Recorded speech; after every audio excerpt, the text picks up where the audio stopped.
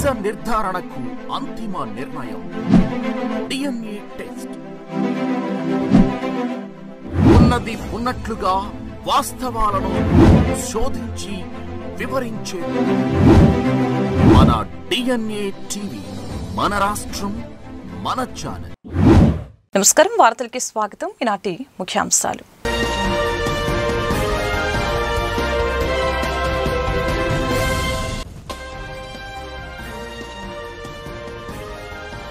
రాష్ట్ర ముఖ్యమంత్రి చంద్రబాబు అధ్యక్షతన జరిగిన కేబినెట్ భేటీ 42 అంశాలకు ఆమోదం తెలిపిన వైనం.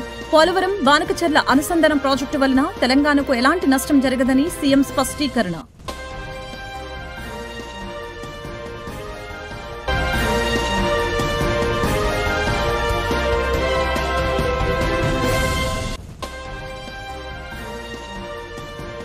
మాజీ ముఖ్యమంత్రి వైఎస్ జగన్మోహన్ రెడ్డిపై మరొక కేసు నమోదు.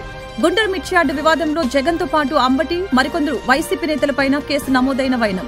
41A నోటీసులు జారీ చేసిన నల్లపాడు పోలీసులు.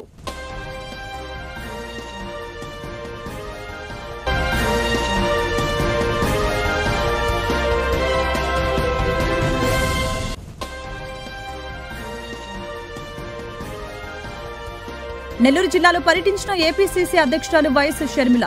జగన్ పర్యటనలో సింగయ్య మృతి ఘటనపై తీవ్ర ఆవేదన వ్యక్తం చేసిన షర్మిల, సింగయ్య మృతికి పూర్తి బాధ్యులు వైఎస్ జగనేనని ఆగ్రహం.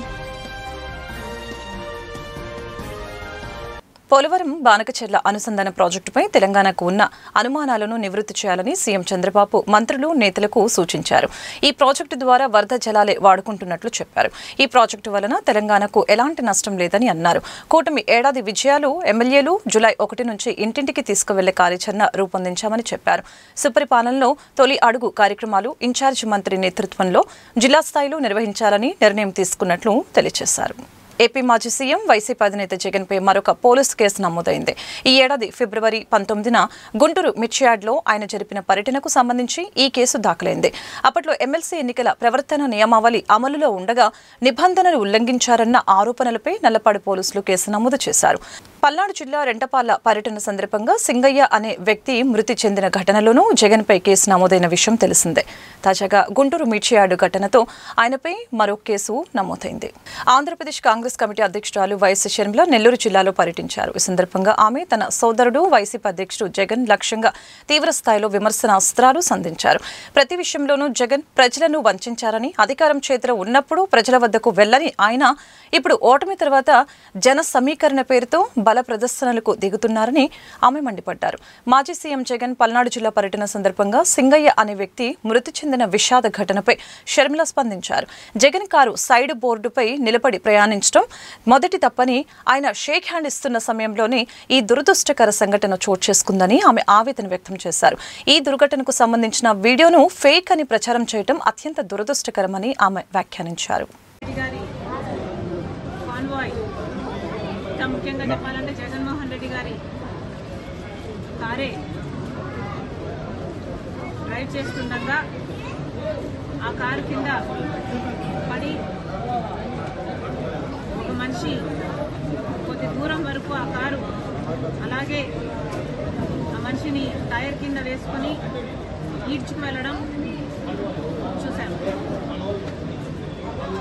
ఇంత బహిరంగంగా అందరూ కళ్ళ ముందు ఈ వీడియో ఇంత స్పష్టంగా కనిపిస్తుంటే ఇది ఫేక్ వీడియో అనడం హాస్యాస్పదం.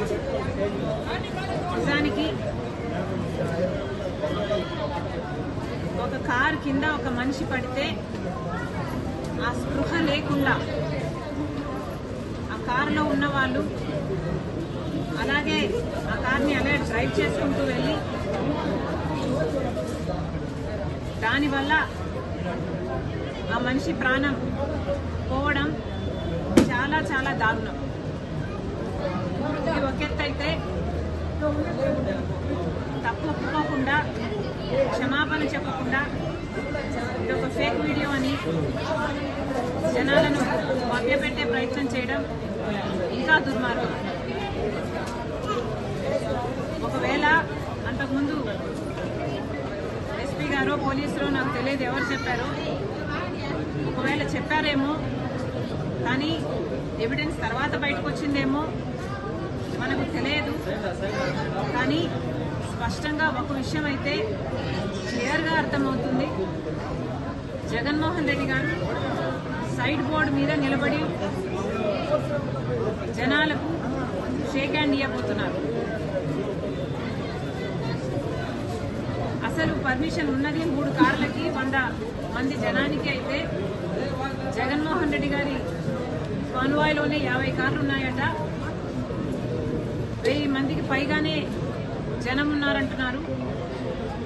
ఇంతమంది జనం మధ్య కాన్వాయ్ మూవ్ అవుతుండగా జగన్మోహన్ రెడ్డి గారు ఒక పార్టీ నాయకుడిగా సైడ్ బోర్డు మీద నిలబడి ఆ జనానికి షేక్ హ్యాండ్ ఇస్తున్నారు. ఆ జనమేమో అక్కడ కంట్రోల్ లేకుండా పిచ్చి పిచ్చిగా అరుస్తూ ఈయన షేక్ హ్యాండ్ అందుకోవడానికి ఎగబడుతున్నారు. ఆ క్రమంలోనే ఆ తోపులాట్లోనే ఈ మనిషి కూడా ఈ కారు కింద పడ్డారు అనిపిస్తుంది. పోలీసులు ప్రజల కోసం ప్రజాప్రతినిధులుగా మా వంతు సహకారం ఎప్పుడు అందిస్తామని విజయవాడ ఎంపీ కేశినేని శివనాథ్ స్పష్టం చేశారు. సిపి రాజశేఖర్ బాబు చొరవ, సిబ్బంది పనితీరు వలన ఎన్టీఆర్ జిల్లాలో నేరాలు తగ్గాయని అభిప్రాయం వ్యక్తం చేశారు. వరదలు, దసరాల ఉత్సవాల సమయంలో పోలీసుల పాత్ర కీలకమని, టెక్నాలజీ ద్వారా ఒక చోట కూర్చొని సమీక్ష చేస్తున్నారని ఎంపీ తెలియజేశారు. విజయవాడ పోలీస్ కమిషనరేట్ వారికి ప్రతి ఒక్కరికి కూడా మీకు అభినందిస్తున్నాను. చూస్తే మోడల్ పోలీస్ స్టేషన్, మొన్నే ఒక మోడల్ పోలీస్ స్టేషన్ కూడా సార్ సత్యనారాయణపురంలో ఓపెన్ చేశారు. తప్పకుండా ఆ విధంగా అన్ని పోలీస్ స్టేషన్లు ఉండాలని కోరుకుంటున్నాం. తప్పకుండా విజయవాడ నగరంలోనే కాదు, ఎన్టీఆర్ జిల్లాలో అన్ని పోలీస్ స్టేషన్లు మోడల్ పోలీస్ స్టేషన్గా వచ్చే విధంగా. నేను సెంట్రల్ హోమ్ కమిటీలో కూడా ఉన్నాను మెంబర్ని. దాంట్లో కూడా పోలీసులకి అప్గ్రేడేషన్ ఆఫ్ టెక్నాలజీ మీద రెగ్యులర్గా ఎల్లుండి 2వ తారీఖు 3వ తారీఖు కూడా హోమ్ కమిటీ మీటింగ్ ఉంది. దాంట్లో కూడా సార్ సూచనలు తీసుకుని తప్పకుండా విజయవాడ కాకుండా ఆంధ్రప్రదేశ్ పోలీస్ వ్యవస్థకి ఎటువంటి మోడర్న్ టెక్నాలజీస్ కావాలో కూడా గౌరవ హోంమంత్రి గారు అనిత గారు, మా చెల్లి అనిత గారి సహకారంతో, డీజీపీ గారి సహకారంతో ఏమేమి అవసరాలు ఉన్నాయి చేస్తామని తెలియజేస్తా. మరొక్కసారి సార్, విజయవాడ ప్రజలు నిజంగా దాతృయత హృదయం ఎక్కువ. మనం ఒక్కసారి పిలిపిస్తే మనం చూసాం, వరదల సమయంలో ఎంతోమంది వ్యక్తులు వెళ్ళి అక్కడ సేవ చేయటమే కాకుండా సీఎం రిలీఫ్ ఫండ్కి దేశంలో ఎక్కడా లేని విధంగా 650 కోట్లు వచ్చిందంటే దాంట్లో మెజారిటీది విజయవాడ ప్రాంతంలో ఇక్కడ నివసించే ప్రజలే కాకుండా దూర ప్రాంతాలు ఇక్కడి నుంచి వెళ్ళిన. ఆయన కమిషనర్ గారు అయినప్పుడు నేను కొంచెం పైన అడిగా, కొంచెం మంచి కమిషనర్ అయ్యండి అట్లా ఉంటారు అనుకున్నా. ఆయన కమిషనర్ అయిన కాడి నుంచి కూడా విజయవాడ నగర డెవలప్మెంట్లో వారి యొక్క పాత్ర చాలా బ్రహ్మాండంగా అద్భుతంగా ఉంది. తప్పకుండా మనం చూస్తే టెక్నాలజీని అనుసంధానం చేయడంలో వారే దిట్ట. ముందుగా కమాండ్ కంట్రోల్ రూమ్ని యూజ్లోకి తీసుకొచ్చారు. మనం ఎప్పుడో 2014 to 19 ఉన్న కమాండ్ కంట్రోల్ రూమ్ని గత ప్రభుత్వ సమయంలో పోలీస్ డిపార్ట్మెంట్ వారి నిర్లక్ష్యంతో కమాండ్ కంట్రోల్ రూమ్కి మూతపడితే ఆ కమాండ్ కంట్రోల్ రూమ్ని తీసుకురావడమే కాకుండా మా అందరినీ మమేకం చేసి డ్రోన్స్, అంటే 29 పోలీస్ స్టేషన్లోనూ డ్రోన్లు ఉండి అసాంఘిక కార్యక్రమాలు ఎక్కడ జరుగుతున్నా డ్రోన్ల ద్వారా వాటిని నిరోధించడంలో మా కమిషనర్ గారి పాత్ర గణనీయంగా ఉంటుంది. తప్పకుండా వారికి సహకరిస్తున్న పోలీస్ డిపార్ట్మెంట్. విజయవాడ కార్పొరేషన్లో వైసీపీ నాయకుల జులుం కొనసాగుతూనే ఉందని టీడీపీ ఫ్లోర్ లీడర్ బాలస్వామి విమర్శించారు.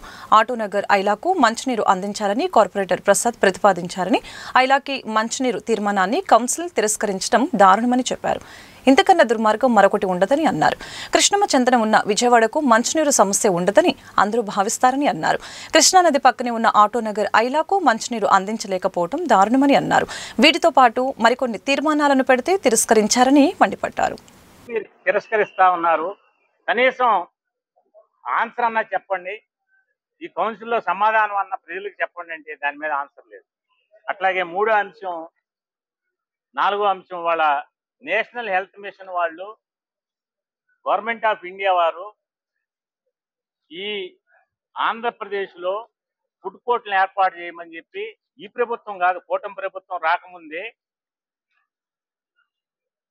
జగన్మోహన్ రెడ్డి అధికారంలో ఉన్నప్పుడు కూడా వాళ్ళు డైరెక్షన్ ఇస్తే సెంట్రల్లో 1 టౌన్ నియోజకవర్గంలో ఆ రోజున మరి సితారా సెంటర్లో ఇదే కౌన్సిల్లో తీర్మానం చేసి ఫుడ్ కోర్ట్ని ఏర్పాటు చేస్తామని ఇదే కౌన్సిల్లో తీర్మానం చేశారు. తీర్మానం చేస్తే ₹1,00,00,000 వాళ్ళు national health machine government of India వాళ్ళు ఇచ్చారు, 70 లక్షలు కార్పొరేషన్ పెట్టుకుంది.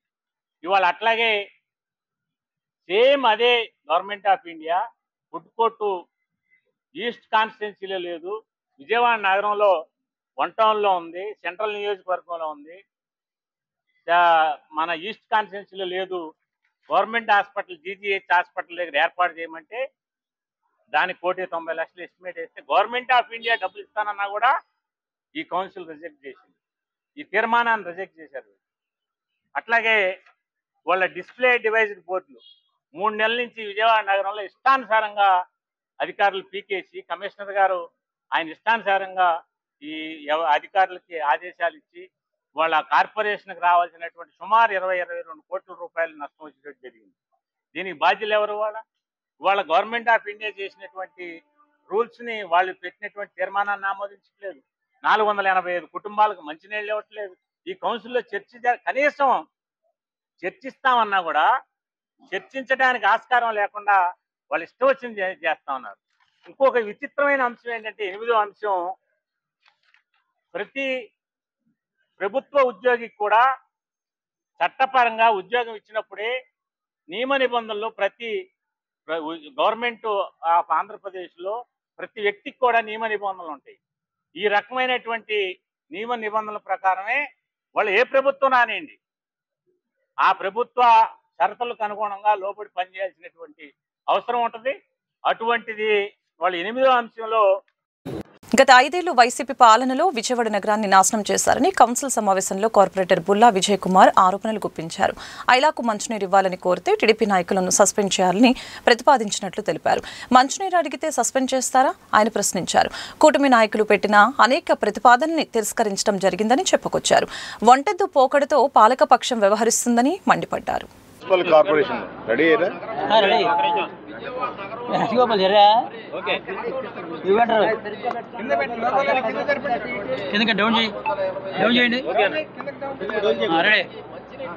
విజయవాడ మున్సిపల్ కార్పొరేషన్ కౌన్సిల్ హాల్లో ఇవాళ మీటింగ్ జరుగుతుంది.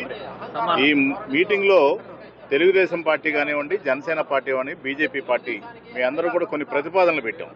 ఈ ప్రతిపాదనలో మేయర్ గారు ఏం మాట్లాడలేనటువంటి పరిస్థితిలో ఉంటే ఫ్లోర్ లీడర్ ఎవరైతే వైసీపీ ఫ్లోర్ లీడర్ ఉన్నారో ఆయన ఉన్నటువంటి ప్రతిపాదనలన్నీ దేనికైనా సరే ప్రతిపాదనకి ఆన్సర్ ఇవ్వాలి, ఆన్సర్ లేకుండా చదువుకుంటూ పోతున్నాడు. అంటే ఒంటెత్తు పోకడలో ఈ రోజు కూడా కొనసాగుతుంది. గత 4 సంవత్సరాల నుంచి విజయవాడ సర్వనాశనం చేశారు వైసీపీ గవర్నమెంట్లో.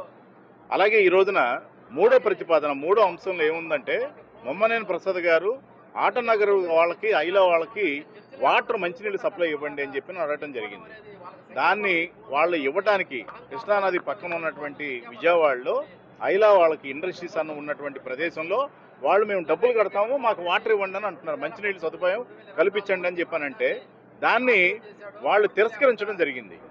గట్టిగా మంచినీళ్ళు కూడా ఇవ్వలేనటువంటి పరిస్థితుల్లో మీరు పాలకపక్షం విజయవాడలో ఉన్నారు, దీనికి మేమందరం నిరసిస్తున్నాము, మీరు గట్టి పరిస్థితులు అని నినాదాలు ఇచ్చిన సందర్భంలో సస్పెండ్ చేయటం అనేది జరుగుతుంది. మేమందరం ఒకటే మాట చెప్పా, మేము సస్పెండ్ మీరు ఏ అంశం మీద ఇస్తున్నారు, నోటీస్ ఇవ్వండి, తర్వాత మీరు సస్పెండ్ చేయండి అని అడగడం జరిగింది. వాళ్ళకి ఆ దమ్ము లేక, అంటే మంచినీళ్ళ కోసం అడిగితే సస్పెండ్ చేసామని ఇవ్వాలి వాళ్ళు, అది ఇవ్వడానికి కూడా ఇబ్బంది పడాలి, రేపొద్దున మనం ఇబ్బంది డిఫెన్స్లో పడతామని చెప్పి భావించి వాళ్ళు విరమించుకున్నారు, సస్పెన్షన్ కూడా విరమించుకున్నారు. అంటే న్యాయబద్ధంగా విజయవాడలో ఉన్నటువంటి మా పార్టీ కూటమి ఎన్డీఏ పార్టీకి సంబంధించినటువంటి కార్పొరేటర్లు అందరూ కూడా ఏదైనా సరే ఎదుర్కొంటానికి సిద్ధంగా ఉన్నాం. కౌన్సిల్లో ప్రజలకు ఉపయోగపడేటువంటి అంశాలు మాత్రం తప్పనిసరిగా ప్రతిపాదన తిరస్కరించడానికి లేదని చెప్పి మేమందరం కూడా ఫైట్ చేస్తున్నాం. విజయవాడ నగరంలో భూ కబ్జాలు అధికమయ్యాయని కౌన్సిల్ సభ్యులు బోయ సత్యబాబు ఆరోపించారు. కామన్ సైట్లను ఎక్కడెక్కడ ఆక్రమిస్తున్నారని, 100 ఎకరాల భూమిని ల్యాండ్ మాఫియా కబ్జా చేసిందని అన్నారు. విజయవాడ నగరానికి గత వైసీపీ, ప్రస్తుత కూటమి ప్రభుత్వం 2 మోసం చేస్తాయని ఆరోపణలు గుప్పించారు. జనరల్ కౌన్సిల్ సమావేశం జరుగుతుంది. ఈ మొత్తం 148 ఎజెండాలు ఇప్పటికీ 33 మాత్రమే చర్చకి అవకాశం కలిగింది. ఈరోజు కౌన్సిల్లో ప్రధానంగా ఆస్తి విలువ ఆధారంగా ఇంటి పన్నుల పెంపుదల, దీని మీద రాష్ట్ర ప్రభుత్వం మన నగర ప్రజల మీద 40 కోట్ల భారం మోపేదానికి ఇళ్ల రీసర్వే 100% చేసి మినిమం 20% పెంపుదల చేయాల్సినటువంటి ఈ నగర ప్రజల మీద భారాల విషయం మీద సిపిఎం పక్షంగా పాలక పక్షాన్ని ప్రతిపక్షాలను కూడా సిపిఎం పక్షంగా మేము ప్రశ్నించడం జరిగింది. ఆనాడు వైసీపీ ఆస్తి విలువ ఆధారంగా బీజేపీ ఆదేశాల మేరకు ఇంటి పనుల పెంపుదల భారీగా చేసినప్పుడు తెలుగుదేశం పక్షం వారు ఈ బాధుడే బాధుడు అని చెప్పి స్వయానా చంద్రబాబు నాయుడు గారు చెప్పిన అంశం, ఈరోజు వాళ్ళు చెప్పిన ముఖ్యమైన అంశం దీన్ని సవరిస్తాం సమీక్షిస్తామని చెప్పారు. దాన్ని సవరించకుండా సమీక్షించకుండా మరలా ప్రతి నగరపాలక సంస్థ మీద మినిమం 20% ఉన్న ట్యాక్స్ కలెక్షన్ మీద రాబట్టాలంటున్నారు. అంటే ఈరోజు నగర ప్రజల మీద 40 కోట్లు మినిమం వసూలు చేయాలని కూడా టార్గెట్ పెట్టారు. ఇది 40 కోట్లు కాదు, రాబోయే రోజుల్లో ఈ సర్వే అనంతరం 80 కోట్లు చేరుకున్న ఆశ్చర్యపోవసరలా. మరో ముఖ్యమైన అంశం, విజయవాడ నగరానికి సంబంధించినటువంటి పాలనా వ్యవస్థ అంటే అధికారుల యొక్క సంఖ్య కుదించుకుపోతుంది. ముఖ్యమైనటువంటి ఏసీజీ ఇటువంటి ముఖ్యమైన హెడ్ ఆఫ్ డిపార్ట్మెంట్ 7 అధికారులు ఈరోజు నగర పరిపాలనలో లేని పరిస్థితి, అంతా ఇన్ఛార్జీల పరిపాలన నడుస్తున్నటువంటి పరిస్థితి. అలాగే ప్రజలకు ఇచ్చినటువంటి వాగ్దానాలు, ఇల్లు ఇస్తామని చెప్పినటువంటి ప్రభుత్వం జేఎన్ఆర్ఎం ఇల్లు 100 కోట్లు విలువైన ఇల్లు కట్టేసి రెడీగా ఉన్నా కానీ 800 మంది లబ్ధిదారులను గుర్తించినా కానీ వాళ్ళకి ఇల్లు ఇవ్వకుండా గత 5 ఏళ్ల నుంచి కాలయాపన చేస్తున్నారు. ఈ ఇల్లుని పంపకాల్లో తేడాల వలన ప్రస్తుతం ఆపేశారు. వెంటనే ఆ ఇల్లుని ఇవ్వాలని చెప్పి ఈరోజు సిపిఎంగా కౌన్సిల్లో మేము ప్రతిపాదన పెట్టాం, ఆమోదించారు. కానీ ఎప్పుడు ఇస్తారనే సమాధానం కోరితే వచ్చే కౌన్సిల్ నాటికి ఇస్తామని చెప్పి చెప్తున్నారు. మరోవైపు ఈ విజయవాడ నగరానికి సంబంధించి కార్మికుల యొక్క కొరత వెంటాడుతుంది. ఈ కార్మికుల సంఖ్యని గత 4 సంవత్సరాల నుంచి కౌన్సిల్ ఆమోదించినా కానీ గత వైసీపీ పాలకపక్షం కార్మికుల అంగన్వాడీ కేంద్రాలు చిన్నారుల్ని భావి భారత పౌరులుగా తీర్చిదిద్దుతున్నాయని గుంటూరు పశ్చిమ ఎమ్మెల్యే గల్లా మాధవి తెలిపారు. పశ్చిమ నియోజకవర్గంలోని అంగన్వాడీ సెంటర్లకు మంగళవారం ఇండక్షన్ స్టవ్లను ఎమ్మెల్యే పంపిణీ చేశారు. అంకమ్మనగర్లోని 40వ నెంబర్ అంగన్వాడీ కేంద్రంలో ఏర్పాటు చేసిన కార్యక్రమంలో ఎమ్మెల్యే మాధవి పలువురు టీడీపీ ప్రభుత్వం తరపు నుంచి వచ్చిన ఇండక్షన్ స్టవ్, అదేవిధంగా దాని మీద కుక్ చేసుకునే వీలుగా ఉండే పాత్రల్ని ఈరోజు ఈ అంగన్వాడీ కేంద్రాలకి ఒక 8 కేంద్రాలకి ఇక్కడ పంపిణీ చేసే కార్యక్రమాన్ని ఏర్పాటు చేసుకొని చాలా చక్కగా వాళ్ళందరికీ కూడా ఇండక్షన్ స్టవ్ని ఇవ్వడం జరుగుతూ ఉంది. అదేవిధంగా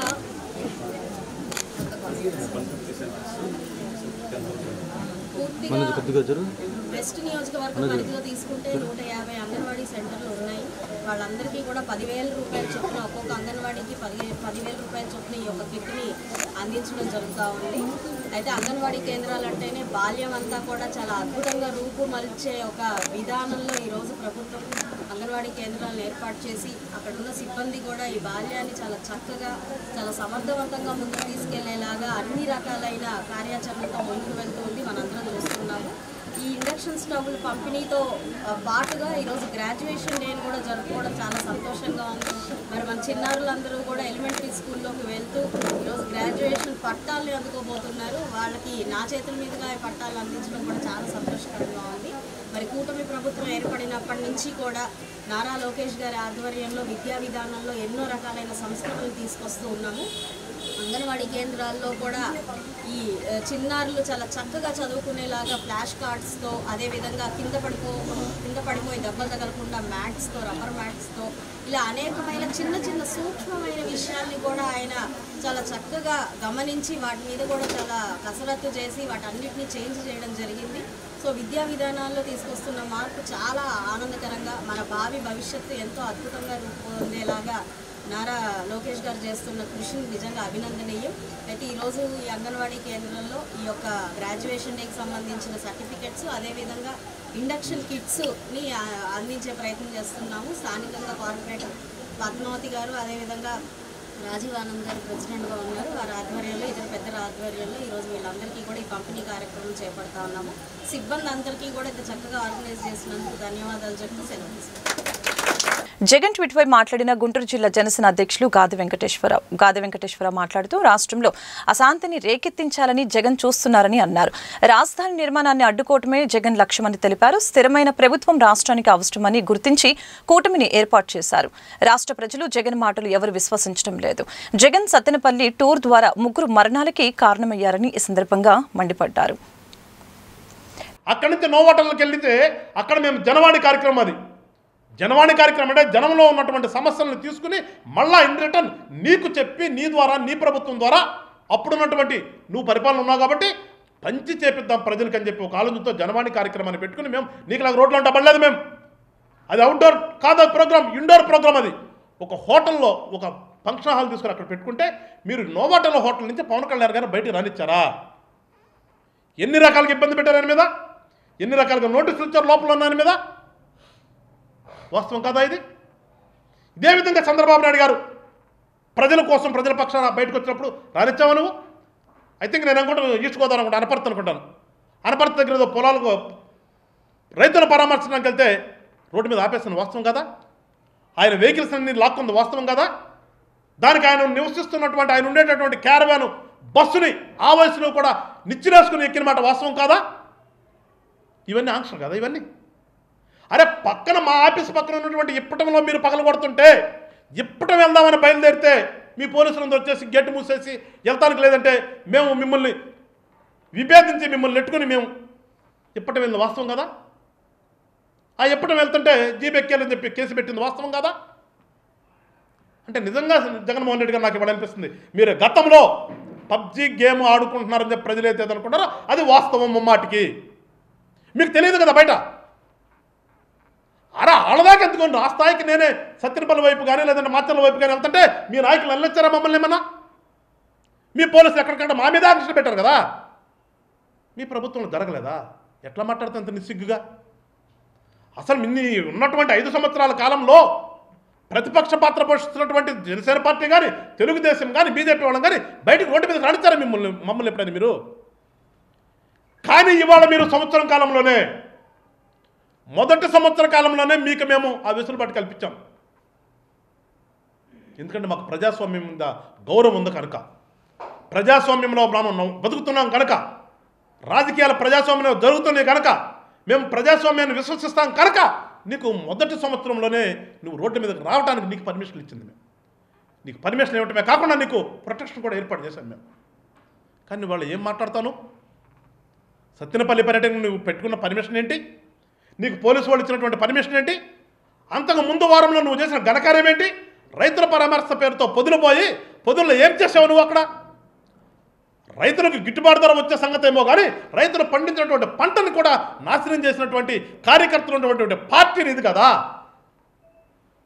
నువ్వు రైతులు పరామర్శించడం పోయినవాడివి ఫ్లెక్సీలు పట్టుకుని ఒక్కొక్కరిని రఫా నరుకుతామని చెప్పేసి విద్వేషాలు రెచ్చగొట్టే విధంగా ఫ్లెక్సీలు వేసుకుని పోవటం రాజకీయ నాయకుల లక్షణమా? అయినప్పటికీ నీకు సత్యనపల్లి వెళ్ళడానికి పర్మిషన్ ఇచ్చాం.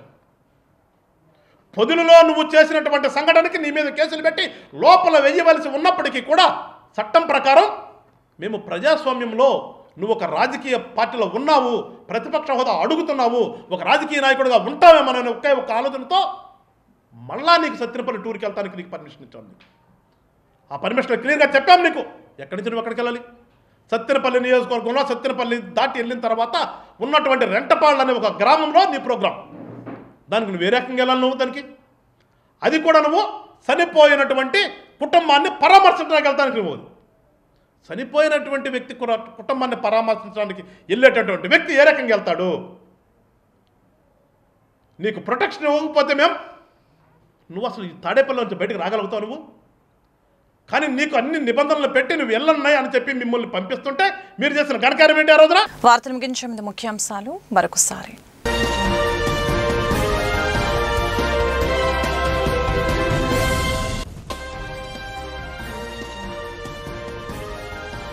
రాష్ట్ర ముఖ్యమంత్రి చంద్రబాబు అధ్యక్షతన జరిగిన కేబినెట్ భేటీ 42 అంశాలకు ఆమోదం తెలిపిన వైనం.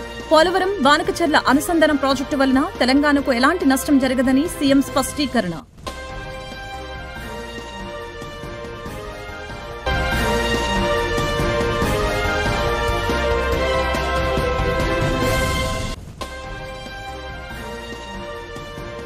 మాజీ ముఖ్యమంత్రి వైఎస్ జగన్మోహన్ రెడ్డిపై మరొక కేసు నమోదు.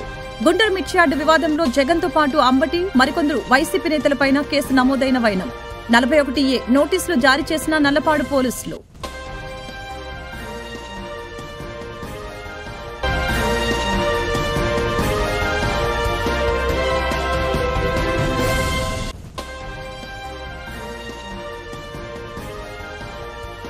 నెల్లూరు జిల్లాలో పర్యటించిన ఏపీసీసీ అధ్యక్షురాలు వైఎస్ షర్మిల. జగన్ పర్యటనలో సింగయ్య మృతి ఘటనపై తీవ్ర ఆవేదన వ్యక్తం చేసిన షర్మిల. సింగయ్య మృతికి పూర్తి బాధ్యులు వైఎస్ జగనేనని ఆగ్రహం. ఈ వార్తలు ఇంతటితో సమాప్తం. మరొక బులెటిన్ మళ్ళీ కలుద్దాం. నమస్కారం.